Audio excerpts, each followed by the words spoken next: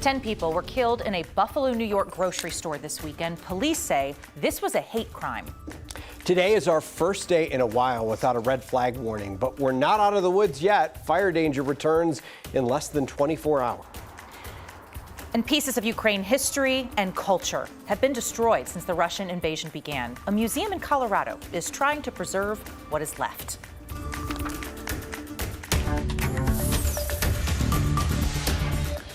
This evening, we are following reports of 2 more mass shooting events across this country. 2 people are dead, 3 more are hurt after someone started shooting into a flea market in Houston this morning. And in Orange County, California, 1 person was killed, 5 other people were critically hurt after they were shot inside a Presbyterian church.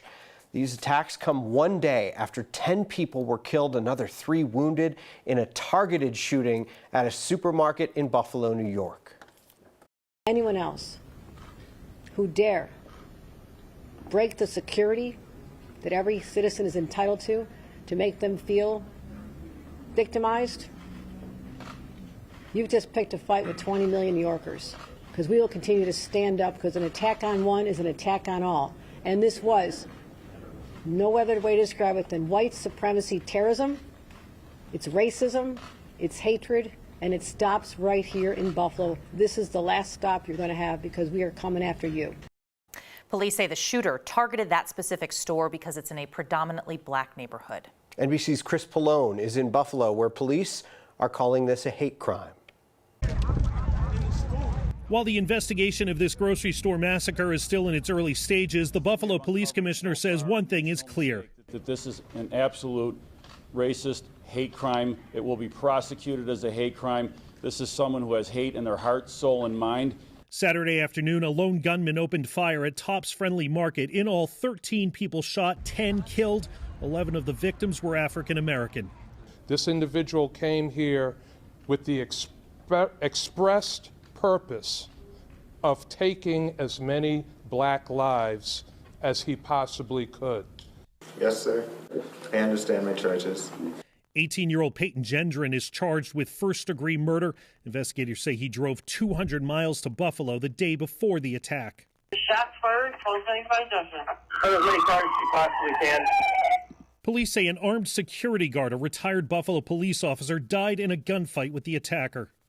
I can't say enough about our retired fellow colleague, Aaron Salter, who confronted this individual to save the lives of others, and may he rest in peace. This is what community looks like. People who live in the area have been gathering outside the market to comfort each other and pray.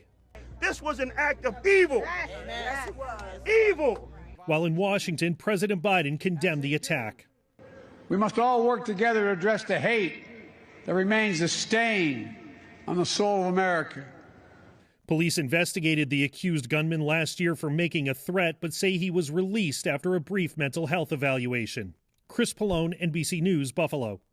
Police say tonight they are going through the accused shooter's social media, computers, and phones. They're trying to verify that he wrote a document that was posted online Thursday that detailed his plans for this attack and his motivations behind it.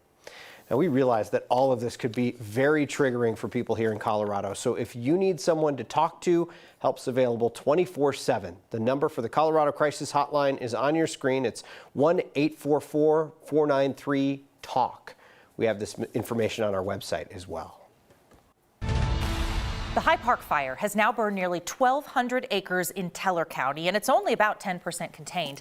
Firefighters are using air and ground resources. Teller County also has an air quality warning because of this fire, as well as stage 2 fire restrictions that limits most fires, and they're in place across the county. And a bunch of recycled Christmas trees on fire last night. That was the reason behind the big smoke plume you might have seen coming from East Denver. Denver Fire says there were not any structures damaged, and since there was no monetary value lost here, there will not be an investigation into how this started. Taking a live look outside right now. That is from our Bow Mountain camera in Boulder this Sunday afternoon. Glorious day outside. Look at that view. Danielle joins us from the Weather Center. We had a brief break from the dry conditions that make us worry about that kind of fire danger, but it's coming right back. Unfortunately, you guys, we were looking at 10 days in a row with red flag warnings across parts of Colorado. Today, a nice break for the entire state, but unfortunately, tomorrow, once again, we will be tracking some high fire danger, especially across south central Colorado. This afternoon, I hope you're able to get out and about, enjoy the warm temperatures, enjoy the blue sky, and also the fact that the winds, they were pretty bearable today, certainly yesterday too. Across the state, we're looking at 20 to 30 mile per hour wind gusts, just kind of occasional wind gusts out there. Nothing too wild like what we had to deal with last week. Temperatures sitting in the mid-70s right now out at DIA through Greeley, 70s and 80s off to the eastern plains. Up into the mountains, still a really mild day and pretty hot out in Grand Junction as temperatures are close to 90 degrees. As we look on HD Doppler 9, you can see just a couple of isolated showers close to the San Luis Valley. Otherwise, everyone else remains dry today. High pressure is around, and that's going to keep us dry at least early tomorrow afternoon, and then a couple of thunderstorms will start to sneak in. Tonight, clear skies, still a bit of a breeze out there, but again, nothing too crazy. Tomorrow begins our chance for some afternoon thunderstorms. We're kind of getting more into that spring-like weather pattern around here that we're used to. And then I do have a stronger storm system that could potentially cool us off big time, you guys. Just wait till you see how low we go in that 7-day forecast, especially if you have been planting recently. Steve, I'm looking at you. Haven't done any of the planting yet. You just bought it. Just all the buying. Bought it. Okay. And yeah, and then I saw, It was like, so I'm sorry, Colorado. That's the reason why it's about to get really cold. All your fault. Yeah. I like it. I'll take the blame. Thanks, Danielle. You bet. Russia's war in Ukraine is not going as Moscow had planned. They failed to take Kiev. They are pulling back from around Kharkiv. Their major offensive in Donbass has stalled. Russia is not achieving its strategic objectives. Ukraine can win this war. Ukrainian forces were able to stop the Russian military from crossing a key river in the Donbas region this weekend. New satellite pictures show Russia may have lost as many as 70 armored vehicles trying to cross that river. And UK Defense Intelligence says Russia has lost as much as a third of its ground forces since it began its attack on Ukraine. Some of the things destroyed in Ukraine over the last few months will never be replaced. 9 News reporter Jaleesa Irizarry shares with us how the Denver Art Museum is making sure people remember. The doors at the Denver Art Museum don't have to open in order to be inspired. Art is everywhere on this campus. It's meant to provoke, meant to remember. Devastating. Christoph Heinrich, the Denver Art Museum director, only needed one word to describe what's happening in Ukraine.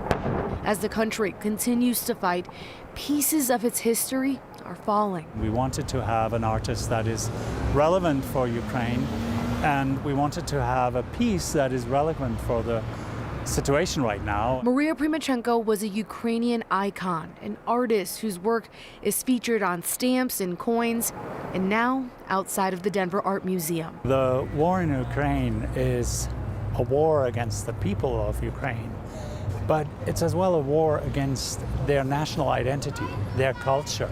One of the first victims was the museum in Ivankiv, and that's a museum where about I think 20 works by Maria Primachenko were stored and maybe lost, maybe not. That's not completely clear yet. The latest reports believe some of Primachenko's work may have been spared, but so many others were not as lucky.